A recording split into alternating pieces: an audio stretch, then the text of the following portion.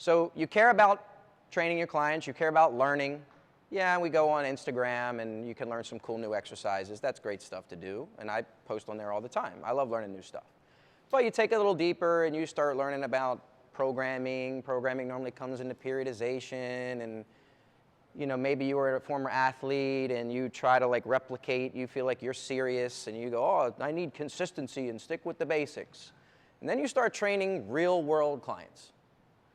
And this is your experience that you get. You got this nice program laid out, and they come into you and they go, can we not do legs today?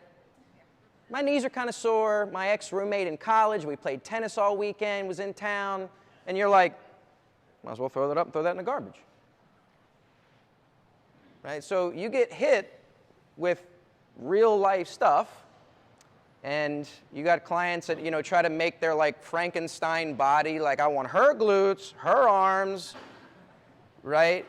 Nobody teaches you this stuff. And we're in the customer service business. So the more we learn, the more we start learning about making us happy, and it tends to get more confusing and distract us from the fact that you got to keep your clients happy. Now, I'm not saying you let them dictate what you do, but why did you all start exercising? Because a lot of times when trainers, believe me, I get in all the debates. If you ever follow me on social media, I get, find your nerdiest, brainiest professors, and I do stuff with the NSCA. We all love to measure ourselves against, so I deal with that all the time. I like that passion. But anytime I talk about keeping clients happy and giving exercise variety, the two biggest criticisms, concerns, counter-arguments come up, and these are very reasonable, is, well, I don't tell my accountant how to do my taxes. Why am I going to let my clients tell me how to train them? I am not saying your clients tell you how to, you're the professional. However, there's a difference between being a dictator and being a facilitator. A dictator is, I took a kettlebell workshop this weekend, or I'm really into powerlifting, and regardless of whatever goals you have, you're going to get what looks like a powerlifting program. And then I'm going to say I'm a personal trainer. That doesn't sound personal to me. That sounds like private lessons in your favorite shit. Right? Can people get stronger and better glutes with barbell work? Of course. But does that necessarily fit their body? Are they interested in that? Most likely not. Proof is in the pudding. If you've been training for a while, you know this. Because I'm a real trainer, I know this stuff. Number one thing you probably hear from your clients, why they continue coming to you, aside from the fact that you don't hurt them and they like your personality, is, I like the variety, and I come here, I don't want to think. You've probably heard that before, haven't you? It's funny how I know this stuff, because I actually do this. So when you listen to strength coaches and physical therapists, it's not a customer service business. It's a dictatorship. If you don't like what I give you, you're off the team. You don't have to like this. But when it's somebody who's the 45-year-old attorney, exercise is secondary to them. If you don't give me what I like, I'm going to go somewhere else. And if you're in South Florida, gyms here are like Starbucks. Everybody and their dog is either a real estate agent or a personal trainer or both. Right? You want another trainer? Go to Starbucks. I promise you there's one in there right now. Just find the person wearing Lululemons. Right? So you have to keep clients happy while giving them what we know that's important.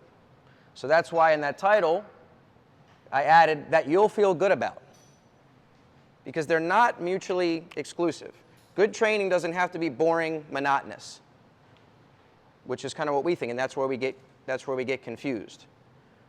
And then your clients, here's another one. You start doing something that shows up a couple weeks, and your clients go, they're doing the TRX rows, and they're like, didn't we do this last week? They're already telling you, like, I'm bored.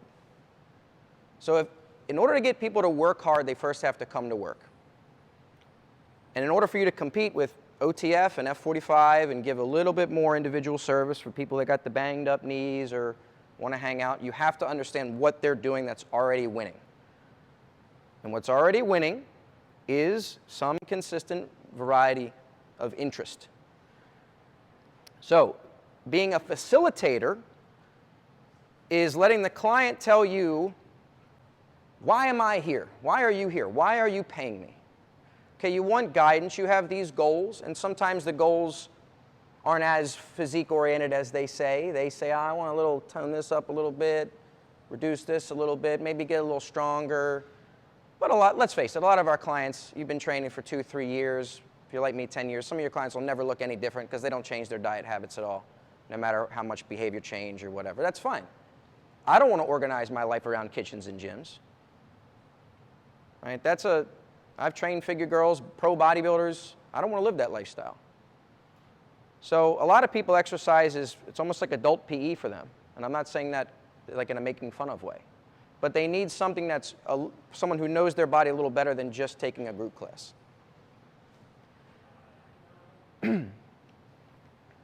So really what I'm going to try to go fast through this because I know you want to get to the programs.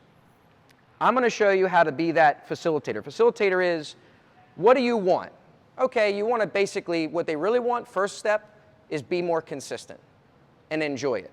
Because that's all why we exercise. We all got into this because we love fitness. And you can't forget that, and sometimes our education gets in the way of that. And we focus so much on the sets and reps and the mechanics and the assessments and learning about functional this and dysfunctional that we forget, am I helping this person build a love for movement and exercise? Or am I trying to make them like a small version of me? And that may turn them off and they go, this exercise thing isn't for me. Or they just go somewhere else to someone else who's not going to know as much about the details that you do, and they may hurt them. So in that case, a facilitator is, here's where you want to get. This is what's realistic, right? I'm not Harry Potter. I can't make you lose 20 pounds in 20 days.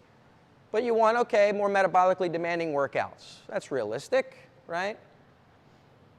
Now, I, as the professional, am going to help direct you and design a program to get you in that direction where you want to go. That's the difference between a facilitator and a dictator.